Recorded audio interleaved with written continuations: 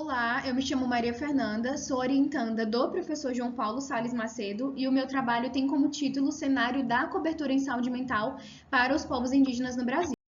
Inicialmente, é importante entender a utilização do termo bem viver indígena ao se referir aos povos, né, à saúde mental dos povos indígenas. Então, falar sobre bem viver indígena é falar sobre os diferentes modos de vida, sobre as diferentes culturas que nós temos, né, para os diferentes povos que compõem e que integram o território brasileiro. E também por que estudar a saúde mental indígena? É importante estudar a saúde mental indígena, estudar o bem viver indígena, porque o que a gente percebe é que desde a invasão, né, dos europeus ao território brasileiro, nós temos, né, uma grande invisibilização desses povos, principalmente no que se refere aos agravos em saúde mental. Então, ao longo dos anos, nós percebemos, né, altos índices de suicídio, altas taxas de consumo indevido de psicotrópicos e também altas taxas, né, de consumo de álcool. Então, falar sobre esses agravos, falar sobre a importância de trabalhar o bem viver indígena é levar em consideração esses povos e principalmente trazer visibilidade a temas que muitas vezes não são levados em consideração na nossa comunidade acadêmica. Então, esses povos, né, eles têm como principais, né, meios de oferta de serviços os distritos sanitários especiais indígenas para comunidades que são aldeadas e também a rede de atenção psicossocial, que é importante para fazer o matriciamento para as equipes indígenas e para os distritos sanitários especiais.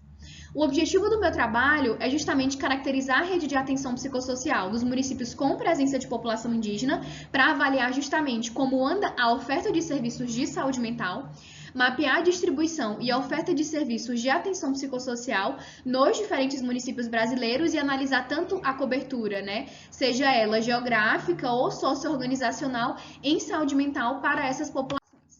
A minha pesquisa é uma pesquisa quantitativa, então foi necessário consultar diferentes sites, né, para a coleta desses dados que são de domínio público, mas que são desconhecidos dentro do meio acadêmico. Então foi necessário consultar o DataSUS, a FUNAI, né, a Secretaria Especial de Saúde Indígena, a Secretaria de Atenção à Saúde, o Subsistema de Atenção à Saúde dos Povos Indígenas, os dados do Distrito Sanitário Especial Indígena, documentos, né, do Grupo de Trabalho Intersetorial sobre Saúde Mental e Povos Indígenas da Fiocruz.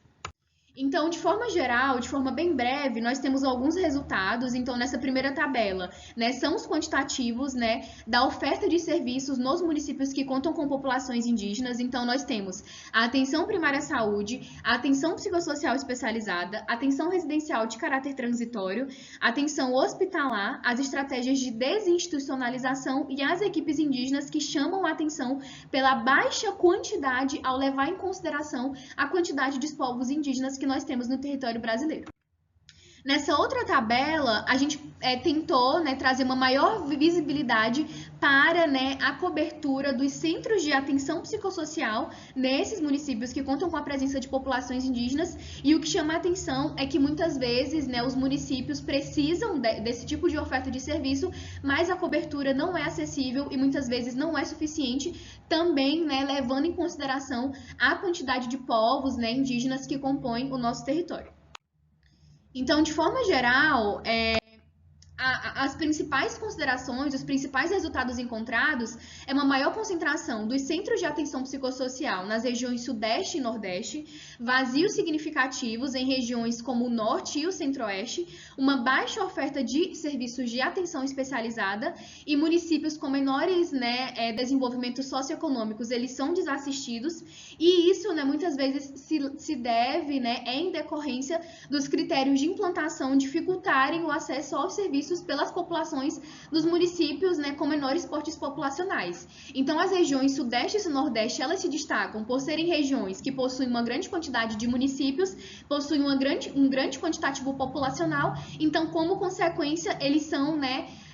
beneficiados com uma maior quantidade de centros de atenção psicossocial porque acabam atendendo aos critérios de implantação. Mas o que a gente sabe é que no território brasileiro, o que é predominante são municípios com baixos portes populacionais e que muitas vezes precisam de serviços, né, de serviços de atenção especializada, mas acabam, né, não recebendo justamente por conta dos critérios de implantação. Então, é preciso levar em consideração todas essas questões quando a gente fala numa melhora da oferta dos serviços para as populações indígenas.